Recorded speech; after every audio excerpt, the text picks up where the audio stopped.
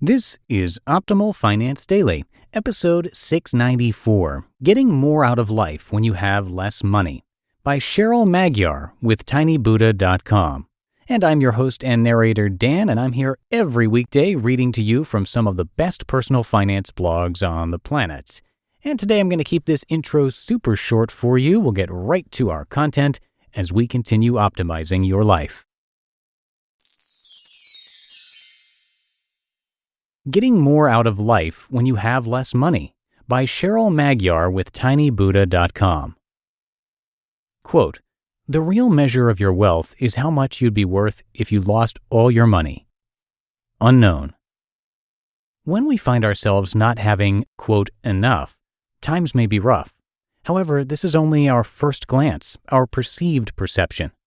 Not all who have little are poor. None who live simply fit into the status quo. And none of us deserves to be judged for what we do or do not own. Poverty lines are a general measure of separating the classes, but they fail to feel emotions, see our genuine qualities, or tell the stories of our lives. They quantify our income, encourage us to strive for more, but more of what? More money to engage in better opportunities? More cash to buy more stuff? Numbers have a tendency to lose their meaning when they don't add up. A well-paying job with no time for family is no better or worse than barely scraping by without savings, yet having no debt. There are many lessons to be learned from being poor. If you have ever been on your last coin, or more than once, chances are good that you may have experienced an enlightened state of being. Voluntarily choosing to live with less is quite different than being born into poverty, yet the paths overlapped and intersect on so many levels. Searching for the silver lining of a free fall into a greatly reduced income, of which my husband and I caught the winds of almost a decade ago, we discovered the concept of minimalism and simplicity. At first, I was terrified at the aspect of living off of so little money, coming from a consumer culture that defines worth in terms of income. However, rationality quickly stepped in after that initial panic, and feelings of being lost without monetary stability were replaced by a desire to live well within our means. There was no denying the change of mindset that was rapidly taking place.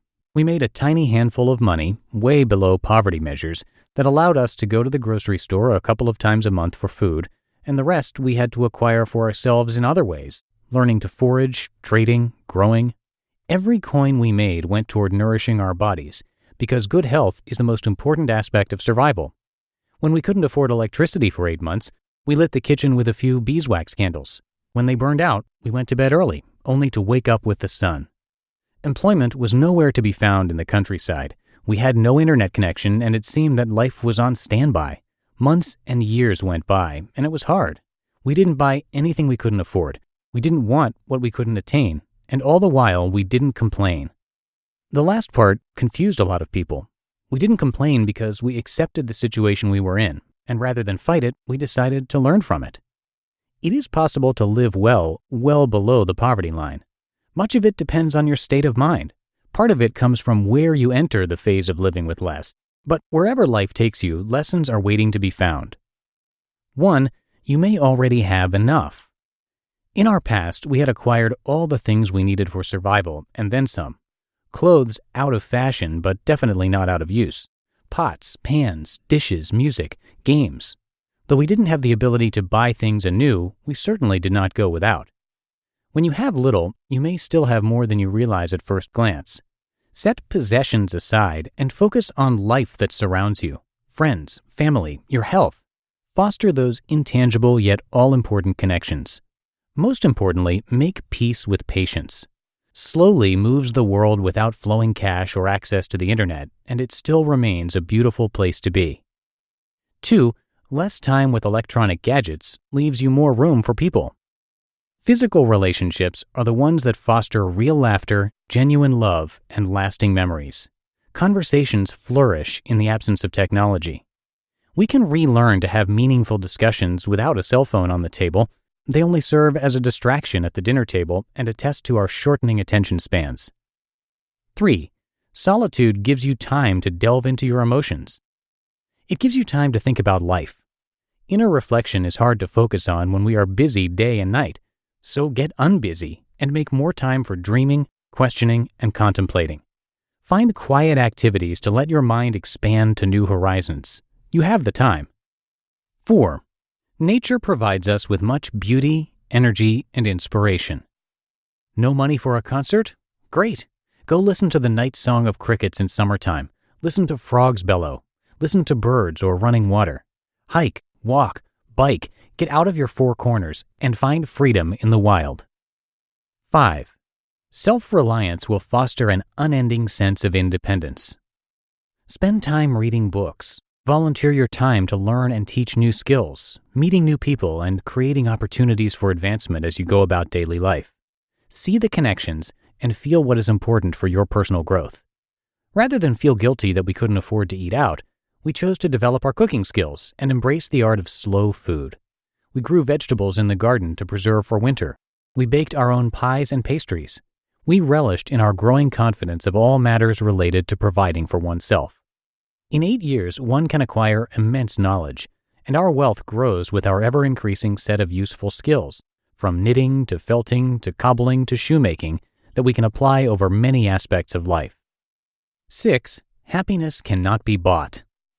It can be grown, cultivated, tended, and nurtured, but you won't find it on a store shelf or a screen.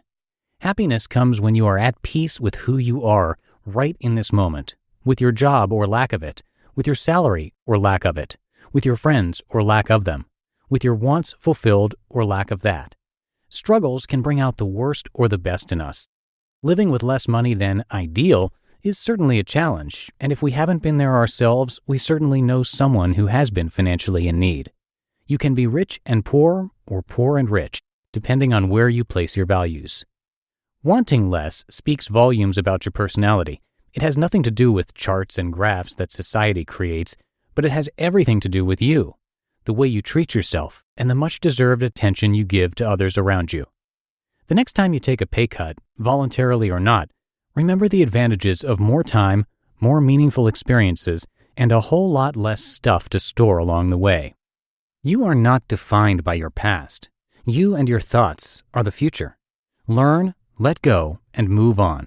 You can live with much less than you ever thought possible and find many uplifting winds to carry you on your way. You just listened to the post titled Getting More Out of Life When You Have Less Money by Cheryl Magyar with tinybuddha.com. And I'm going to keep this ending nice and brief for you today, but before we go, it would be really great if you could come by oldpodcast.com/support and check out some of the different ways you can support these shows. Most of them are totally free, like sharing the podcast with a friend, writing a rating and review, and more. So we would really appreciate it. Again, that link is oldpodcast.com/support. That's oldpodcast.com/support. And that is it for today. Thank you so much for being here and for listening all the way through, and I'll see you tomorrow in the Friday show. That's where your optimal life awaits. Hello, Life Optimizer. This is Justin Malik, creator and producer of this podcast, but also Optimal Living Daily, the show where I read to you from even more blogs covering finance, productivity, minimalism, personal development, and more, from incredible bloggers like Derek Sivers, Zen Habits, Mark and Angel, The Minimalists, and all the ones you hear on this show too. So if you enjoyed today's episode and like taking amazing blogs on the go, come on over to Optimal Living Daily and subscribe to that one too.